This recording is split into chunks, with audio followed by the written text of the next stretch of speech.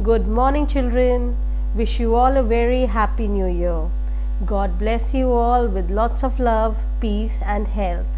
Yes, children, I know you must have enjoyed your Christmas holidays and you must have got some gifts also from Santa. Right, so now let's start this new year with a new lesson. Yes, so today we are going to read a lesson about care for environment. Yes, the earth story. Today we'll see how the earth was formed. So let's read. In the beginning there was no earth, sky or animal. There was only darkness. Then God spoke in the darkness, let there be light. And then there was light that removed the darkness.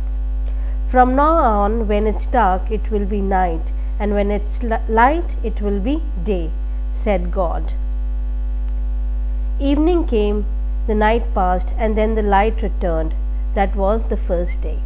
So, God created this earth. We all know that, right?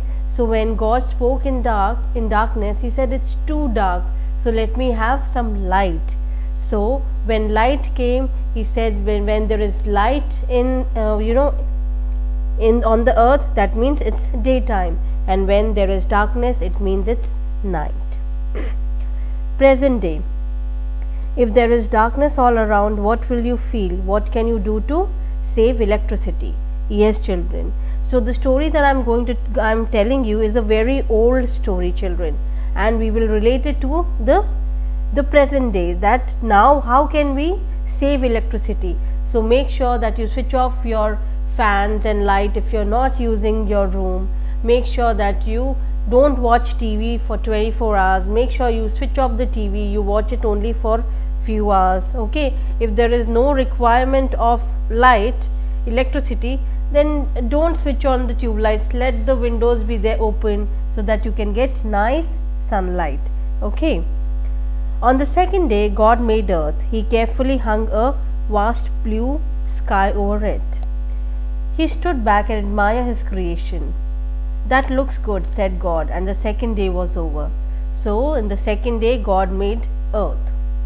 Present day, why is sky blue in color? Yes, now you need to find this out, why the sky is blue in color.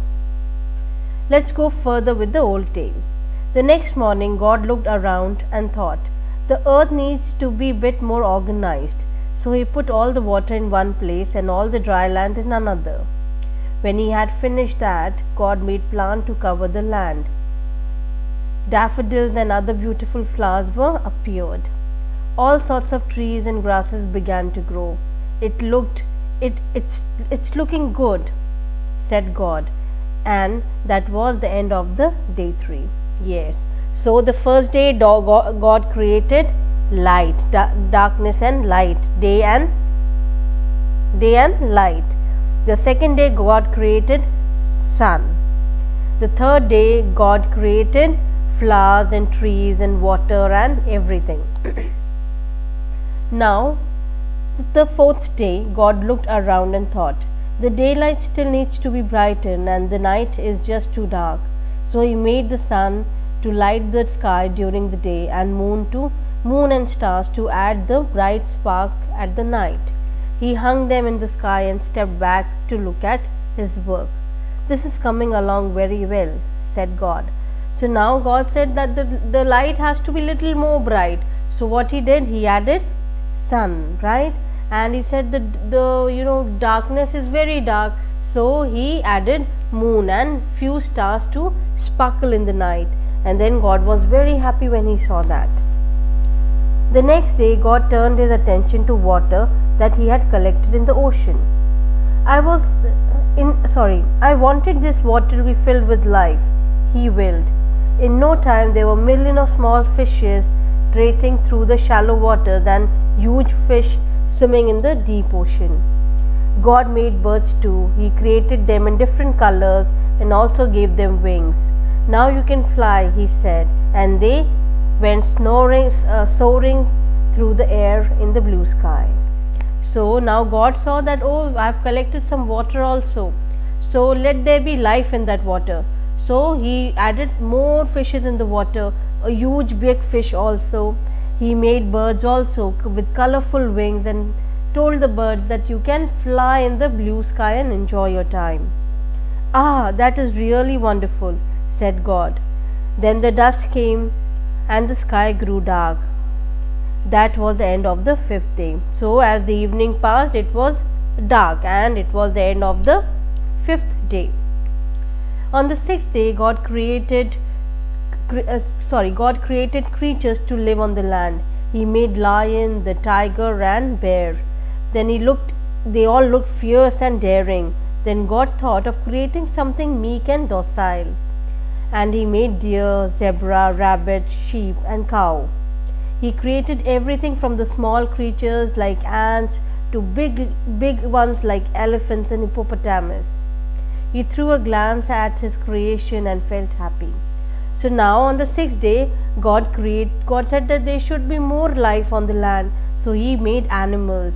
So He made tiger, bear, lion, and they were very furious, dangerous animals. So God said, let me make some nice, cute little soft animals too. So then He made deer, zebra, rabbit, sheep, cow, and then He also made small ants and big hippopotamus. And God was very happy seeing that land was covered with animals. Everything appeared to be perfect, yet He thought something was still missing. So God made man, who could enjoy everything in this beautiful world. But He also assigned him duty to take care of it and His creation. So God said, everything is perfect now. I want somebody to enjoy what I've created. So He made man. Once again, God looked around and was filled with joy at the creation of His masterpiece. Then He went ahead to create another planet in the galaxy. By the end of sixth day, the whole universe had come into being. So now God was very happy seeing the animal, the fishes, day, night, sky, bird, human beings, plant, and God was like very, very happy and satisfied. On the seventh day, God sat back and smiled and have created something so wonderful. So on the seventh day, God took a break. He just sat, He relaxed, and He saw the world, that everything was so happy and so beautiful.